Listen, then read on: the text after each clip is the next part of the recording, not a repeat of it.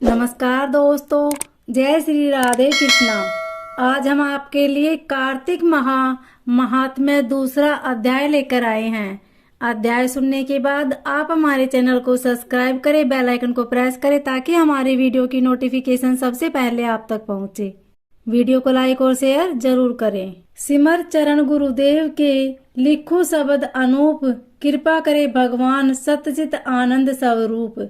भगवान श्री कृष्ण आगे बोले, हे प्रिय, जब गुणवती को राक्षस द्वारा अपने पति एवं पिता के मारे जाने का समाचार मिला तो वह विलाप करने लगी।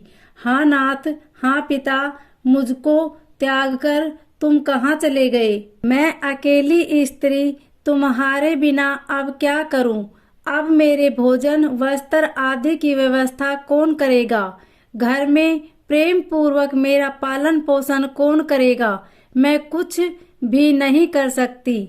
मुझ विधवा की कौन रक्षा करेगा? मैं कहाँ जाऊं?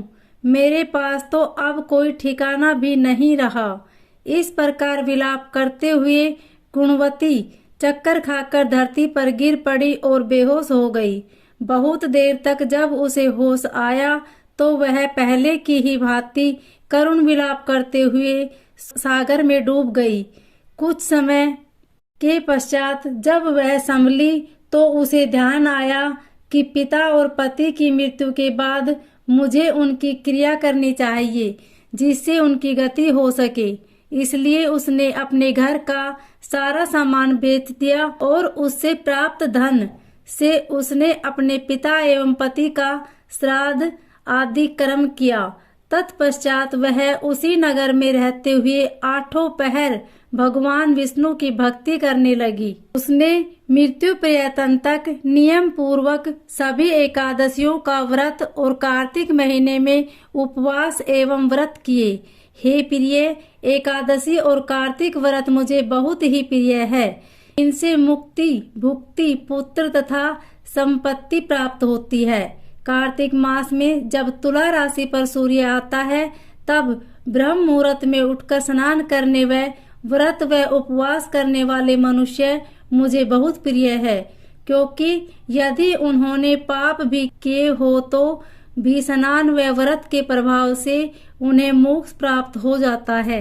कार्तिक में स्नान, जागरण, दीपदान तथा तुलसी के पौधे की रक्षा करने वाले मनुष्य साक्षात भगवान विष्णु के समान है।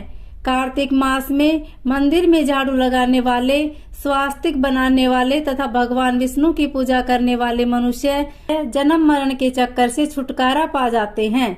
यह सुनकर गुणवती भी प्रतिव्रत श्रद्धा पूर्वक कार्तिक का व्रत और भगवान विष्णु की पूजा करने लगी। हे प्रिय, एक बार उसे जवर हो गया और वह बहुत कमजोर भी हो गई। फिर भी वह किसी प्रकार गंगा स्नान के लिए चली गई। गंगा तक तो वह पहुंच गई, परंतु शीत के कारण वह बुरी तरह से कांप रही थी। इस कारण वह शिथिल हो गई। तब मेरे भगवान विष्णु दूत उसे मेरे धाम ले आए।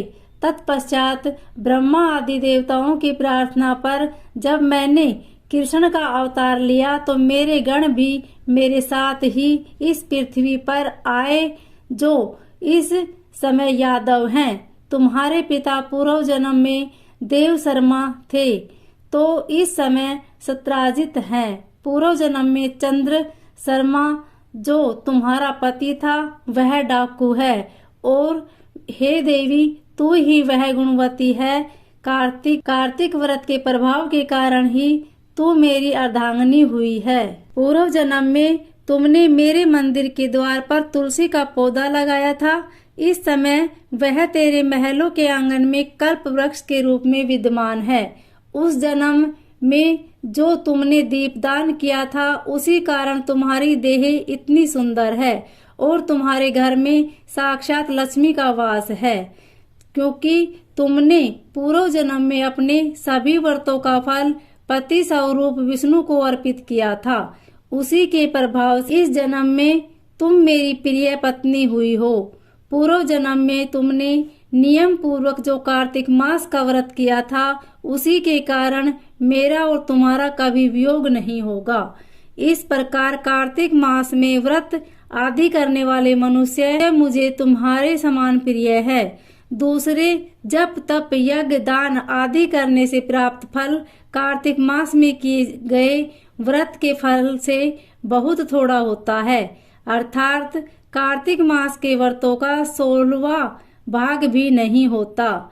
इस प्रकार सत्यभामा भगवान श्री कृष्ण के मुख से अपने पूर्व जन्म के पुण्य का प्रभाव सुनकर बहुत प्रसन्न हुई। जय श्री राधे कृष्णा।